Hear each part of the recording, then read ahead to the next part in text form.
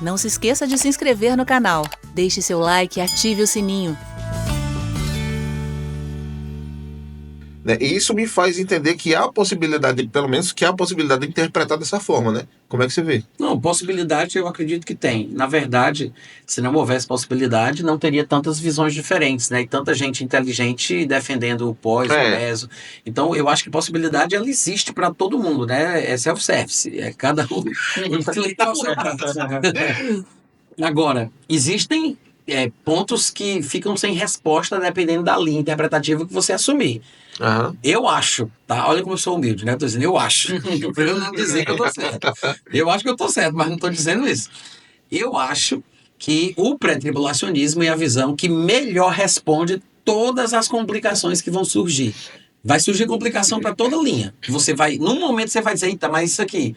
Eu acho que o pré responde melhor as complicações que surgem, entendeu? Pronto, é isso que eu tenho para dizer. Então, não que não existam dificuldades pro pré. Uhum. Existe, mas eu acho que ele é o que melhor responde. Mas sem querer interromper, mas já que eu abri esse ponto do primeiro capítulo de 2 Tessalonicenses, como é que você vê esse momento aí? Pronto. Eu sei que você queria que nesse momento é o arrebatamento. Escuta, primeiro, essa passagem é usada muito por pós, não é usada por pré. Eu nunca vi um pré usando o capítulo 1 de 2 Tessalonicenses. Para falar a verdade, alguns colegas que eu conheço, que são pós, usam isso aqui como uma espécie de prova definitiva de que o arrebatamento é depois da tribulação. Por quê? Porque eles raciocinam assim. Vou ler os versículos que você sugeriu. O 6, o 7 e o 8. O que está escrito aqui na minha versão sem qualquer alteração. Vou ler do jeito que está, com a pontuação que está aqui. Uhum. Se de fato é justo para com Deus que lhe dê em paga tribulação aos que vos atribulam, e a vós outros que sois atribulados, alívio juntamente conosco, quando do céu se manifestar o Senhor Jesus com os anjos do seu poder, com chama de fogo, tomando vingança contra os que não conhecem a Deus, os que não obedecem ao Evangelho, etc. e tal. Certo? Uhum. Estes sofrerão penalidade de eterna destruição, banidos da face do Senhor e tudo mais. O pessoal diz assim, ora, se ele está dizendo que nós que somos atribulados receberemos o alívio quando o Senhor se manifestar do céu tomando vingança contra os pecadores, que vai acontecer no final da tribulação. Então a gente passou pela tribulação. Exatamente. Esse é o raciocínio dos meus colegas pós que usam esse texto para justificar a sua interpretação. Ou seja, faz sentido, né? Faz sentido. Porque Paulo estaria dizendo, nessa linha de raciocínio, que somente quando o Senhor se manifestar com chama de fogo, os anjos do seu poder para tomar vingança, ou seja, é o fim de tudo. Né? É depois de toda a tribulação. Se ele diz que nós receberemos o alívio quando ele se manifestar do céu para fazer isso, então significa que o alívio, que na cabeça deles é o arrebatamento, né? Então seria no final. Certo? Uhum. Esse texto, é por isso que eu estranhei quando você disse que nesse texto você viu o pré, entendeu? Porque normalmente o pessoal pensa que aqui tem uma interpretação mais pós. Eu penso o contrário. Mas para eu poder mostrar por que eu acho que essa passagem fala do pré-tribulacionismo, eu preciso fazer algumas explicações. Não é uma coisa natural do jeito que está aqui na minha versão. Por quê? Me parece que nessa versão, né, e outras também, as colocações da pontuação foram feitas de forma errada. O texto original, o texto grego, ele não tinha vírgula, ponto e vírgula, 2 pontos, nada disso. Uhum. Né? Era tudo letra maiúscula, não tinha nem espaço entre as palavras. Às vezes a gente pensa que é mentira, que é impossível isso, mas é um fato histórico, né? Depois que você pesquisar sobre isso, você vai ver. Não tinha vírgula, ponto e vírgula, 2 pontos, nem espaço entre as palavras. E na época em que o Novo Testamento foi escrito, eles só escreviam com letras maiúsculas. Não tinha essa letra cursiva, essa letra minúscula, era tudo maiúscula. Né? Que a gente chama hoje de maiúscula, mas eles chamavam de letras unciais. A colocação do ponto, da vírgula, cara, isso aqui também é a mesma coisa. Pensar que uma vírgula não muda o sentido é ingenuidade, porque muda muito, né? Muda muito. Até existem piadas, brincadeiras na internet usando a pontuação para poder mostrar como muda completamente o sentido, né? Eu conto uma história, por exemplo, que um homem era casado com uma senhora, aí ela morreu, aí ele querendo fazer a última homenagem à sua ex-esposa, ele liga para uma funerária e pede um buquê de flores, né? Um buquê de rosas. Aí diz, eu quero um buquê de rosas bem bonito e uma faixa. Aí você escreve, na terra amiga, fiel companheira. Do outro lado, se tiver espaço, no céu nos encontraremos.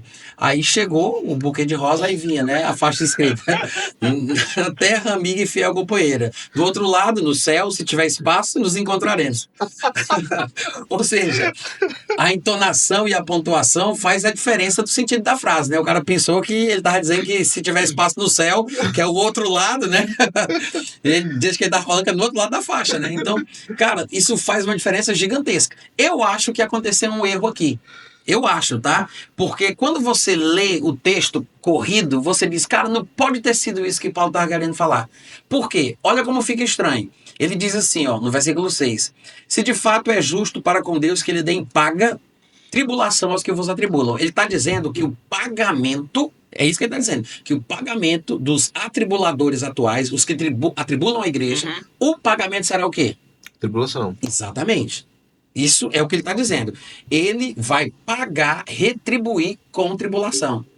Só que, à medida que o texto continua, ele diz, e a vós outros que sois atribulados, vos dará alívio juntamente conosco, quando do céu se manifestar o Senhor Jesus com anjo do seu poder, com chama de fogo, tomando vingança contra os que não conhecem a Deus e contra os que não obedecem ao evangelho do Senhor Jesus.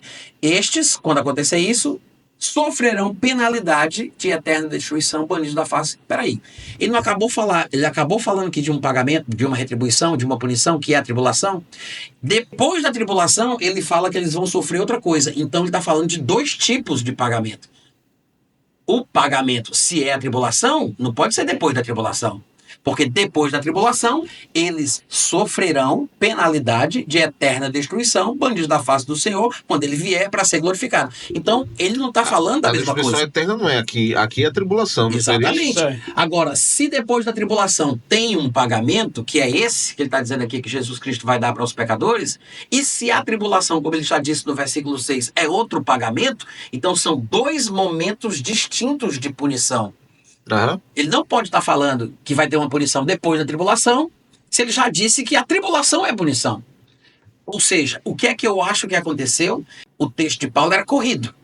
Não tinha versículo, não tinha capítulo, né? Me parece que, para o texto fazer sentido, deveria ter um ponto no meio do versículo 7. Eu vou sugerir uma versão. Olha como é que eu acho que deveria ter sido escrito. Eu acho que deveria ter sido assim. Paulo diz, olha, se de fato é justo para com Deus que ele dê em paga tribulação aos que vos atribulam, e a vós outros que sois atribulados, alívio juntamente conosco. Ponto. Ou seja, Paulo está dizendo assim, hoje a gente está sofrendo. Né? A igreja está sendo perseguida, a gente está no mundo onde Satanás é Deus, esse povo aí está sendo usado pelo diabo para causar esse sofrimento na gente. Um dia eles vão receber a recompensa deles. Só que essa recompensa, ela vem em 2 momentos. O primeiro momento é a tribulação. Depois da tribulação, ele vem tomar vingança. Ou seja, não é um momento só. Mas aí ele diz, nós estamos sendo atribulados agora, mas um dia nós receberemos o alívio e eles serão atribulados. Ponto. Por que tem que ter o ponto aqui? Porque se fosse junto do jeito que está nas nossas Bíblias, fica parecendo o que eu falei no início, que ele está defendendo a ideia pós-tribulacionista. Só que não faria sentido ele dizer que o pagamento é a tribulação e depois falar de um segundo pagamento. Ele tem que dividir essas explicações, né? Para dizer que tem um primeiro pagamento que é a tribulação e depois tem uma segunda fase da punição. Primeiro eles são atribulados e depois da tribulação tem a banição definitiva. Eles serão eternamente banidos da face do Senhor. Então tem a tribulação e depois tem essa punição definitiva, né? Era assim que eu entendia. Ou seja, ele está dizendo, ele tem que ter esse ponto aqui no meio do versículo 7. Mesmo sem esse ponto, eu entendi dessa forma. Ou seja, ele deveria ter dito assim, ó, vocês que são atribulados vão receber alívio juntamente conosco, ponto. Ou seja, ele diz, não, a gente vai receber alívio no momento certo. Ele não diz quando, nem exatamente em que ordem, mas vocês que são atribulados receberão alívio juntamente conosco, ponto. Aí ele vai e diz, próxima frase, na próxima linha, né? Quando do céu, ou seja, não vou receber alívio quando do céu ele se manifestar. Porque se for com vírgula, fica parecendo que ele está dizendo o alívio da gente é quando ele se manifestar no final da tribulação. Aí parece que é pós-tribulacional o arrebatamento. Mas se você bota o ponto, não faz ligação de uma frase com a outra. Porque ele diz assim, ó, eles estão atribulando vocês, mas no período da tribulação eles vão receber o que é bom. Eles vão receber o pagamento deles. E vocês vão receber alívio juntamente conosco. Ou seja, antes de começar a tribulação, que é o pagamento deles, a gente recebe o alívio. Então, nesse caso aí, você acredita que a grande tribulação, ela é para Não é para a igreja. Exatamente. Porque aqui, esse texto, ele é um texto que eu acho que é chave também. Infelizmente, eu acho que as nossas versões não nos ajudaram, porque tem essa pegadinha. Eu acho que isso aqui é uma pegadinha, né? Porque acaba confundindo. Porque é esse o argumento que alguns colegas pós usam para justificar a ideia do arrebatamento pós. Por causa da forma que o texto ficou em português. Porque realmente, ele diz, de fato, é justo para com Deus que ele dê em paga a tribulação aos que vos atribulam, e a vós outros que sois atribulados, alívio juntamente conosco. Quando? Quando do céu se manifestar. Aí diz, tá vendo? O alívio, que na cabeça deles é o arrebatamento, é quando o Senhor se manifestar do céu com chamas de fogo para tomar vingança, que é no final da tribulação. Então, o alívio, o arrebatamento seria no final da tribulação. Que tem a vírgula, né? Porque a vírgula dá essa ideia, mas isso não parece ser o sentido Eu já original. encaro esse texto aí como a segunda vinda.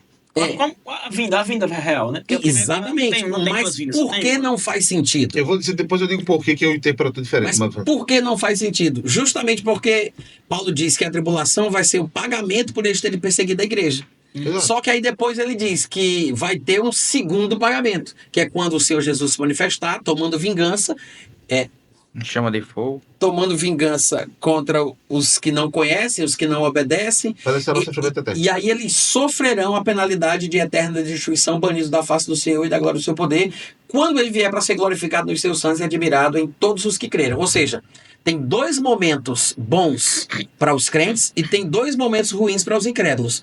O alívio é o primeiro momento para o crente, ser glorificado nos que creram é o segundo momento. O primeiro momento para os incrédulos é a tribulação e o segundo momento é a banição do reino, certo? Então, quando você percebe que Paulo está falando isso, de dois momentos para cada grupo, aí você espera aí, então esse negócio está bagunçado, né? Porque ele não pode estar falando da tribulação ser a punição e depois ele diz que a punição é depois da tribulação, ou seja, é a tribulação ou é depois da tribulação? Então são momentos, acontecimentos distintos. Como é que eu entendo? A forma de resolver mais simples é colocar um ponto no meio do versículo 7, ou seja, ele diz assim, olha, a gente está sendo atribulado, mas... É só um ponto. Como é? É mais simples, é só um ponto. Se nós estamos sendo atribulados agora, né? Ele diz, essa é uma evidente do reto juízo de Deus, que sejais considerados dignos do reino, pelo qual vocês estão sofrendo agora, né? Porque é justo que Deus pague com tribulação os que estão atribulando vocês. E nós que estamos sendo atribulados, vamos receber o nosso alívio. Ponto. Aí, na próxima linha, né? Letra maiúscula, aí diz, agora, depois... Quando do céu, ou seja, depois da tribulação aí, quando do céu se manifestar o Senhor Jesus com os anjos do seu poder, em chama de fogo, tomando vingança contra os que não conhecem, que não obedecem, eles serão banidos. Ou seja, ele não está falando do arrebatamento mais. Vamos tentar fechar esse ponto aí de Tessalonicenses. Tava falando que são dois momentos... Tudo indica que são dois momentos, né? Colocando o ponto ali. Eu acho... Eu posso explicar como foi que Claro. como eu entendia? Só ler aqui. Eu entendi como você está dizendo aí, mesmo sem entender que precisava de um ponto ali. Quando eu li o texto, eu comecei a entender que ele está falando naquele momento de arrebatamento, no capítulo 1 de 2 Tessalonicenses, versos 6, 7 e 8, que Jesus vai se manifestar trazendo alívio para nós e tribulação para eles. Então marca o início de uma tribulação. Exatamente. Ou seja, é uma manifestação de Jesus que dará início a uma tribulação. E o momento do alívio é o início da tribulação. Exato. Mas por mais que eu não entendesse esse ponto que ele está colocando ali, que muda o sentido e esclarece, mas eu achei mais esclarecedor. Porque com a vírgula ele junta tudo. Exato. Mas eu entendia que, mesmo sem esse ponto, eu entendia que aquela segunda parte é tipo assim, isso aqui, do 8 até o Começa 11. na metade do 7. Isso. É justamente por causa disso que eu mando colocar o ponto ali, né? Eu digo para colocar o ponto ali. Isso, é praticamente quando ele começa a se referir sobre a destruição deles que vão para o inferno, Sim, já é no 8. E isso para mim já ficou claro que era um segundo acontecimento. O que foi que o pulo do gato para mim? Foi quando ele começa o capítulo 2. Há uma divisão de expressão de acontecimentos devido a essa expressão do início do capítulo 2. Ora, irmãos, quanto à volta de Cristo... Peraí, se ele está falando da mesma coisa, por que ele disse? Irmãos, e quanto a essa volta de Cristo, não quero que você... Mas quanto à volta de Cristo, como se estivesse falando de outra coisa. Então, no capítulo 2, ele começa a falar da volta de Jesus. Isso quer dizer que no capítulo 1 não era a volta. É uma manifestação que não é a volta que dá início à tribulação. Só pode ser o arrebatamento. Se bem, Robson, se a gente olhar direitinho no capítulo 1, ele fala das duas coisas. Se a gente levar em consideração que alívio pode ser interpretado como arrebatamento, se a gente quiser interpretar assim, então ele está falando das duas coisas, porque ele diz que a igreja está sendo atribulada pelos pecadores, mas a gente vai receber alívio, e Deus vai pagar a eles com tribulação. Ponto. Agora, depois da tribulação... Quando Jesus se manifestar. Não, Não. isso aí seria o arrebatamento. O arrebatamento, ele não se manifesta.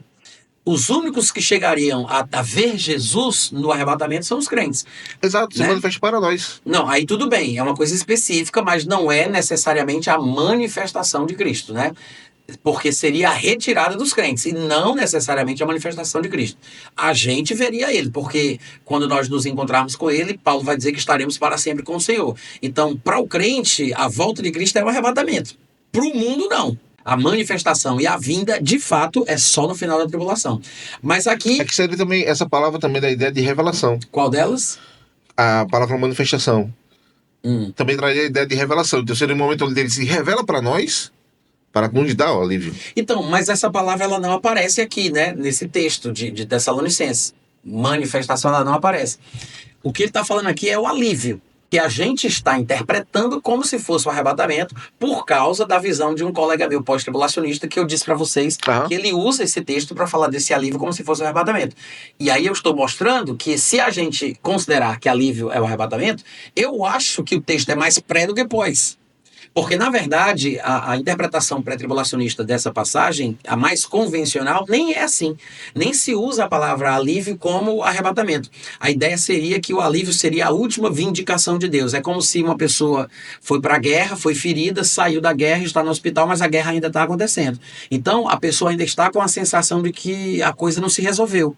Ou como um parente que é morto num crime e não se encontra o assassino e a pessoa sofre, até o dia que a pessoa finalmente, o assassino é encontrado e aí ela é punida devidamente, que é quando a pessoa tem essa vindicação, né? Esse sentimento de justiça é cumprido. Então, muitos prés acham que esse texto, quando fala do alívio, porque encontram nessa passagem uma menção quase unânime à manifestação de Cristo no final da tribulação, aí os prés dizem assim, não, o alívio aqui deve ser o momento que Jesus se manifestar, que ele vai ter essa vindicação, finalmente a justiça vai ser cumprida, tudo vai ser realizado. Porque eles não fazem o que eu faço particularmente, que é dividir com um ponto a metade do versículo 7. Sim. Normalmente os prés, quando leem esse texto, consideram o alívio como a manifestação final, quando finalmente eles vão receber o que merece e a gente vai ser satisfeito, Os porque a pós, no justiça caso. ainda não foi feita. Pré. Os pré. Ah.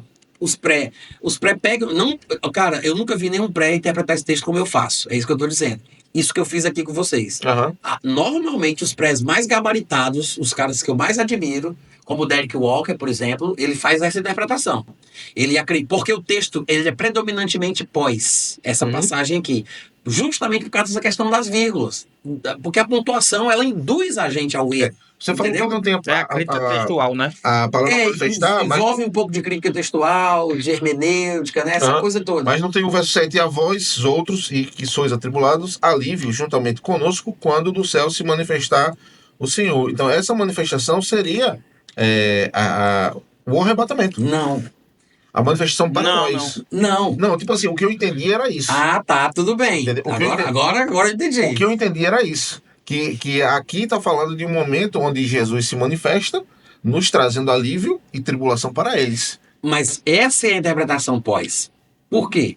Porque se o momento do alívio é o momento que o Senhor vai se manifestar do céu com chama de fogo, porque é isso que o texto diz, né? Ó, quando do céu o Senhor se manifestar com os anjos do poder, com chama de fogo, para tomar vingança e para punir. Ou seja, isso aqui é o final da tribulação. Entendi. Se é esse o momento que ele se manifesta para punir os pecadores, quando ele se manifestar para punir é o momento que eu tenho alívio, então o alívio, arrebatamento, seria no final da tribulação.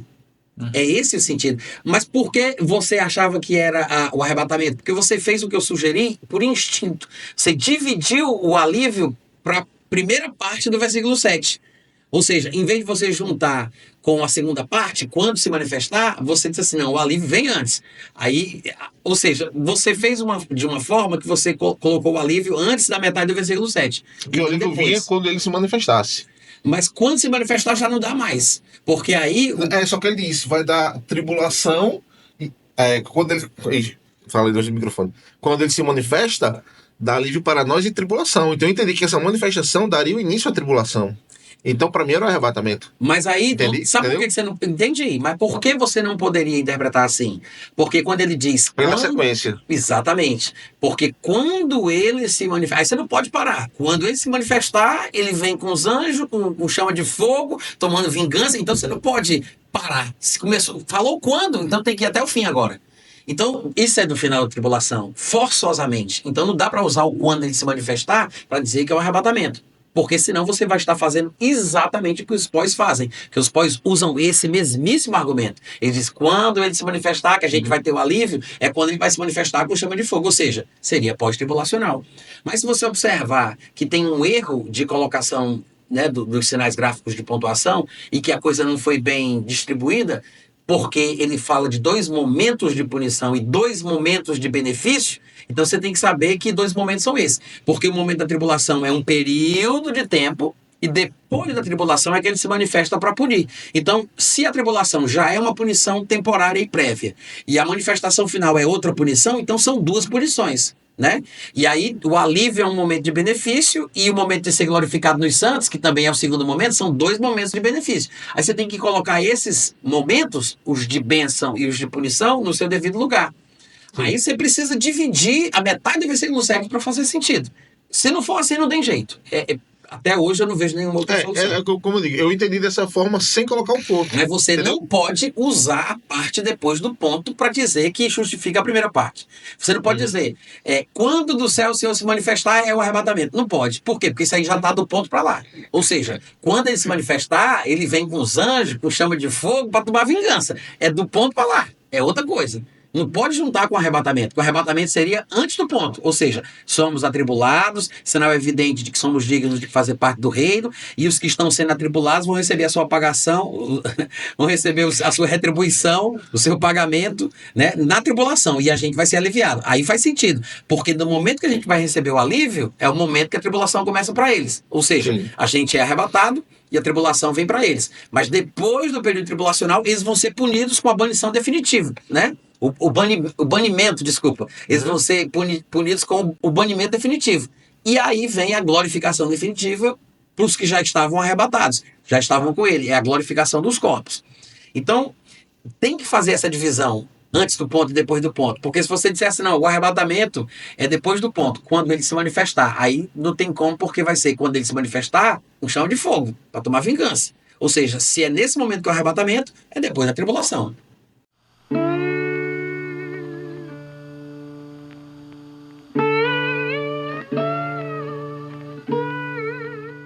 Este é um trabalho independente e conta com a ajuda das pessoas que têm sido abençoadas por ele. Se você quiser fazer parte do grupo de mantenedores desta obra, se informe das opções disponíveis na descrição deste vídeo. Agradecemos pela atenção e pelo carinho. Deus abençoe.